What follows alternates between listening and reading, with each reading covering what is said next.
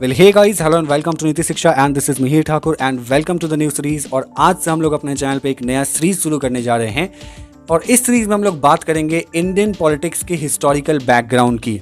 Indian politics के historical background की अगर हम बात करते हैं तो प्री इंडिपेंडेंस यानी कि इंडिपेंडेंस हमारा 1947 से हुआ था और उससे पहले जो भी ब्रिटिश गवर्नमेंट के द्वारा जो जो चीज़ें करी गई, काफ़ी सारे एक्ट्स लाए गए, काफ़ी सारे रिफॉर्म्स लाए गए, उन सभी को हम लोग इस सीरीज़ में कवर करेंगे। एक एक करके बैक टू बैक वीडियोस आती रहेंगी और इस सीरीज़ में जो भी एक्ट्स हैं, फॉर एग्जांपल अगर मैं कुछ एक्ट्स की बात करूं तो जैसे गवर्नमेंट ऑफ इंडिया एक्ट 1858 आज हम लोग करेंगे और उसके बाद जैसे गवर्नमेंट ऑफ इंडिया एक्ट 1861 है, 1892 है, मॉडल रिफॉर्म्स है, सो एंड सो फोर्थ, जितने सारे भी एक्ट हैं गवर्नमेंट ऑफ इंडिया एक्ट 1947 तक, वहाँ तक हम लोग कवर करेंगे।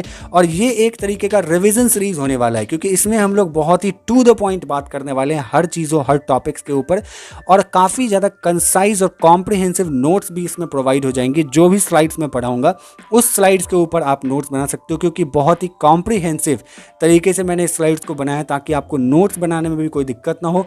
चाहे आप किसी भी एग्जाम की तैयारी कर रहे हो, यूपीएससी, बीपीएससी, स्टेट पीसीएस या फिर कोई भी एग्जाम कॉम्पिटिटिव की तैयारी कर रहे हो, डेफिनेटली ये सीरीज आपके लिए काफ़ी ज़्यादा इंपॉर्टेंट होने वाला है। तो without any further delay let's start the first video of this series. Okay, तो आज की वीडियो में लोग बात करने वाले हैं गवर्नमेंट ऑफ इंडिया एक्ट 1858 के बारे में। देखो 1857 का जब रिवॉल्ट हुआ, यानी कि आपको 1857 की क्रांति के बारे में आप लोगों ने कई बार सुनी होगी और काफ़ी पढ़े भी होंगे। तो जब 1857 की रिवॉल्ट हुई और रिवॉल्ट किस लिए हुई इसके बारे में आज हम लोग डिस्कस नहीं करेंगे। अगर आपको चाहिए तो मैं इस पर भी वीडियो ला दूंगा, इस पर भी सेपरेट लेसन ला दूंगा जिस पर हम लोग पूरा डिस्कस करेंगे कि 1857 का रिवॉल्ट क्या हुआ था, कैसे हुआ था, क्या उसकी कॉन्सिक्वेंसेज हुई थी और क्या उसके आउटकम्स हुए थे, क्या कारण था जिस कारण से वो रिवॉल्ट हुई थी। तो आज हम लोग बात करेंगे इसके बाद की 1857 की रिवॉल्ट हुई और उस रिवॉल्ट के बाद जो है तुरंत बाद ब्रिटिशर्स को लगा कि नहीं, अब हम लोगों को कुछ चेंजेस जो है गवर्नेंस में लाना पड़ेगा इंडिया के अंदर में। और इस चेंजेस के कारण जो है government of India act 1858 British parliament के द्वारा लाया गया। काफ़ी सारे चेंजेस जो है इस एक्ट के थ्रू जो है वो इंडिया के अंदर में की गई। ओके, तो हम इस एक्ट के अगर पॉइंट्स की बात करते हैं, इस एक्ट में क्या क्या हुई, तो by this act end of East India Company rule. देखो सबसे पहले यहाँ पे ये समझने वाली है कि इस एक्ट में जो क्या हुआ कि ईस्ट इंडिया कंपनी जो हमारे इंडिया में आई थी 1600 में, वो रूल करने लग गई थी और उसका रूल जो यहाँ पे ख़त्म हो गया और अब जो है इंडिया का पावर डायरेक्ट हो गया था ब्रिटिश क्राउन के अंदर में। ब्रिटिश क्राउन कौन थे? जो इंग्लैंड में बैठ करके इंडिया के ऊपर शासन कर रहे थे। तो ब्रिटिश क्राउन के पास जो है वो टोटली इंडिया का पावर डायरेक्ट चला गया और ईस्ट इंडिया कंपनी की रूल खत्म हो गई। सबसे पहले तो ये याद रखना आपको काफ़ी ज़्यादा इंपॉर्टेंट है। And then power of crown executed by secretary of state for India. देखो अब यहाँ पे क्या हुआ कि सेक्रेटरी ऑफ स्टेट को जो है वो अपॉइंटमेंट किया गया। ठीक है, सेक्रेटरी ऑफ स्टेट जो है वो अपॉइंट किए गए और जो भी क्राउन थे, जो कि इंग्लैंड में बैठे हुए जो क्राउन थे, उनका काम समझ लो कि उनके as a agent secretary of state जो है वो इंडिया के अंदर में लगा दिए गए, अपॉइंट कर दिए गए। अब जो भी काम होगा सेक्रेटरी ऑफ स्टेट यहाँ करेगी और उसके बाद यहाँ का सारा रिपोर्ट वो क्राउन को देगी। ओके, और देखो सेक्रेटरी ऑफ स्टेट जो यहाँ पे अपॉइंट किए गए थे उनको असिस्ट करने के लिए कम से कम 15 मेंबर का काउंसिल बनाया गया। ठीक है, जिसको कि काउंसिल ऑफ इंडिया के नाम से जाना जा रहा था। और इस काउंसिल के अंदर में जो लोग थे, जो मेंबर्स थे, वो एक्सक्लूसिवली इंग्लैंड के ही थे। ठीक है, कोई भी इंडिया का नहीं था। देखो, और इस मेंबर्स में से कुछ जो है वो नॉमिनीज थे क्राउन के, क्राउन खुद उसको नॉमिनेट करे थे मेंबर्स बनाने के लिए काउंसिल ऑफ इंडिया के, और बाकी को जो कुछ अदर थे वो थे ईस्ट इंडिया कंपनी के जो रिप्रेजेंटेटिव ऑफ डायरेक्टर्स थे। तो ये लोग मिलकर के कम से कम 15 मेंबर का टीम बनाए और असिस्ट करते थे सेक्रेटरी ऑफ स्टेट को, और सेक्रेटरी ऑफ स्टेट इंडिया के अंदर में अपना काम चलाते थे, काम करते थे, यहाँ पर रूल करते थे, शासन करते थे और यहाँ का रिपोर्ट जो है वो क्राउन को देते थे। यानी कि crown as a head and secretary of state as a agent of the crown. Okay, यहाँ तक क्लियर है। और देखो यहाँ पे एक और इंपॉर्टेंट फैक्ट की अगर हम बात करते हैं तो सेक्रेटरी ऑफ स्टेट जो है वो रिस्पॉन्सिबल था ब्रिटिश पार्लियामेंट का। ठीक है, ब्रिटिश पार्लियामेंट जो थी उसको इसको जवाब देना पड़ता था कि इंडिया में क्या काम हो रही है, क्या हो रही है, क्या सही क्या गलत, उसका रिपोर्ट देना पड़ता था ब्रिटिश पार्लियामेंट को। जैसे आज के डेट में एमपी एमएलए होते हैं ना हमारे रिस्पॉन्सिबल, हमारे लोकसभा राज्यसभा के, अब वो बात अलग है कि वो लोग उतना काम नहीं करते हैं, लेकिन ये चीज़ तो रूल है, ये चीज़ तो प्रोटोकॉल है। वैसे ही उस टाइम में भी होते थे कि ब्रिटिश पार्लियामेंट के रिस्पॉन्सिबल सेक्रेटरी ऑफ स्टेट थे। ओके, और फर्स्ट सेक्रेटरी ऑफ स्टेट जो है, क्वेश्चन यहाँ से डेफिनेटली बनेगी कि फर्स्ट सेक्रेटरी ऑफ स्टेट कौन थे, तो सर चार्ल्स वुड, ये पहले जो है हमारे सेक्रेटरी ऑफ स्टेट थे इंडिया के। ये चीज़ याद रखना एकदम इंपॉर्टेंट चीज़ है। आप यह स्लाइड से जो है वो नोट्स बना सकते हो एकदम, बिल्कुल कोई दिक्कत नहीं है।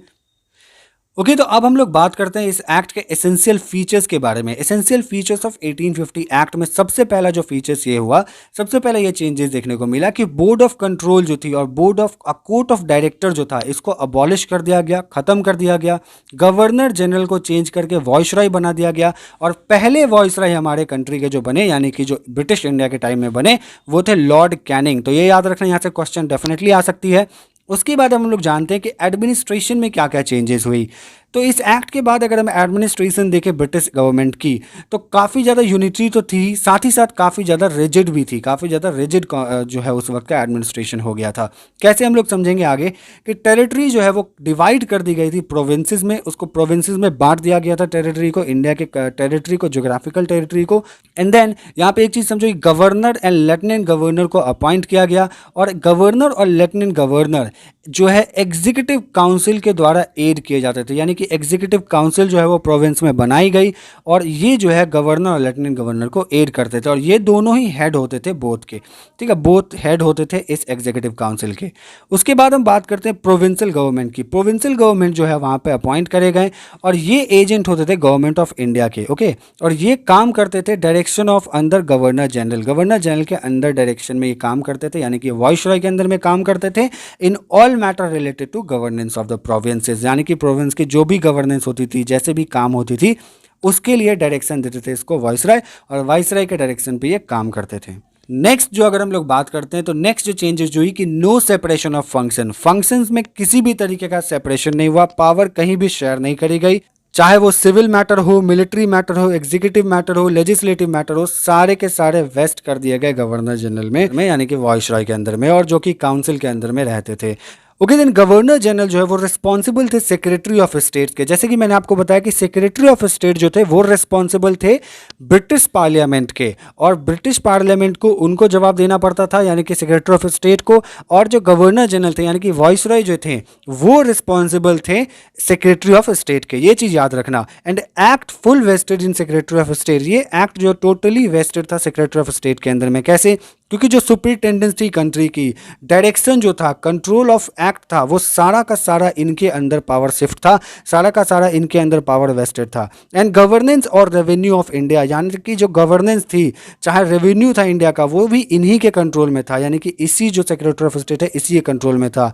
और ये चीज़ याद रखना, जैसे कि मैंने पहले ही आपको बताया कि सेक्रेटरी ऑफ स्टेट जो है ब्रिटिश पार्लियामेंट के रिस्पॉन्सिबल थे, एंड गवर्नर जनरल जो है वो एजेंट थे सेक्रेटरी ऑफ स्टेट के, एज एन एजेंट काम करते थे। ठीक है, यहाँ तक समझ गए आप? एंड देन अब हम लोग next change and last change की बात करते हैं यहाँ पे। तो यहाँ पे ये चीज़ चेंज करेगी कि ब्यूरोक्रेटिक एडमिनिस्ट्रेशन बना दिया गया, यानी कि एंटायर एडमिनिस्ट्रेशन जो है वो टोटली अनकंसर्न था पब्लिक ऑफ इंडिया के लिए, यानी कि इंडिया के पब्लिक की जो मैटर्स होती थी, उनके इंटरेस्ट के लिए जो चीज़ें बनानी चाहिए थी वो बिल्कुल भी नहीं हुई। जैसे कि आपको शुरू से ही मालूम होगा, और ये तो कॉमनली सब लोग जानते हैं कि जो ब्रिटिश पार्लियामेंट, जो ब्रिटिश के टाइम की जो रूल थी, वो काफ़ी ज़्यादा इंडिया के लिए एक्सप्लॉयटेटिव थे, इंडियन के सिटीजन्स के लिए, इंडिया के पीपल के लिए।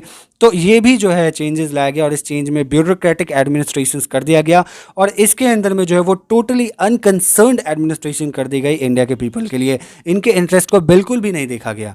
ओके, सो फाइनली हम लोगों ने गवर्नमेंट ऑफ इंडिया एक्ट 1858 को कवर कर लिया, टोटली कवर किया है, डिटेल्स में कवर किया है। और अगर आपको कोई क्वेरीज है माइंड में, आप मुझे कमेंट बॉक्स में पूछ सकते हैं। I will definitely try to solve your queries. और अगर वीडियो पसंद आया तो चैनल को सब्सक्राइब जरूर कर देना, साथ ही साथ बेल आइकन को प्रेस कर लो, क्योंकि ऐसी वीडियोस मैं रेगुलर लेकर के आता रहता हूँ। और अगर वीडियो पसंद आया तो लाइक जरूर कर देना, जितना हो सके उतना शेयर करो। See you in the next one, goodbye, take care, Mahesh Thakur signing of.